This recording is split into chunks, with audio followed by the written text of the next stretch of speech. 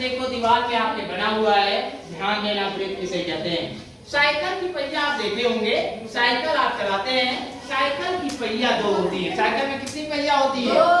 तो प्रत्येक पहिया जो है वृत्त का उदाहरण है, अर्थात साइकिल को पहिया को हम वृत्त का उदाहरण कहते हैं। वृत्त किसे कहते हैं ध्यान देना।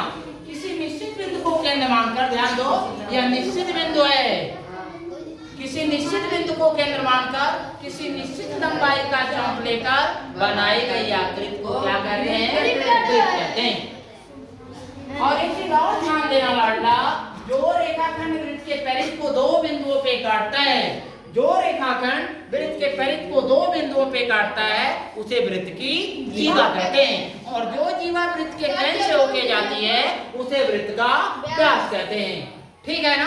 अगर कोई पूछ दे लाडला कि वृत्त की त्रिज्या में किससे गुणा करने पर वृत्त का व्यास ज्ञात हो जाएगा? वृत्त की त्रिज्या में 2 से गुणा करने पर वृत्त का व्यास ज्ञात हो जाता है। वृत्त की परिधि बराबर होता है 2 पाई r, जहां पाई बराबर 22/7, जहां r बराबर वृत्त की त्रिज्या।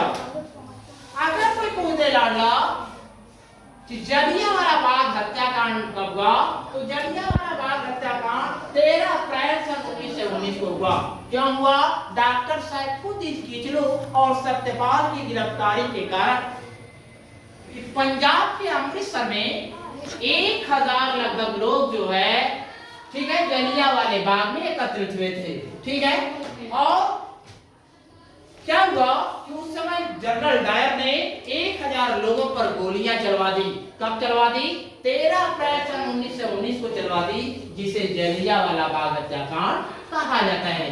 तो अगर कोई पूछ दे जलियांवाला बाग हत्याकांड का जिम्मेदार कौन है? General Dyer. कौन है? General Dyer. ठीक है। अगर कोई पूछ दे रॉलेट एक्ट कब पारित हुआ?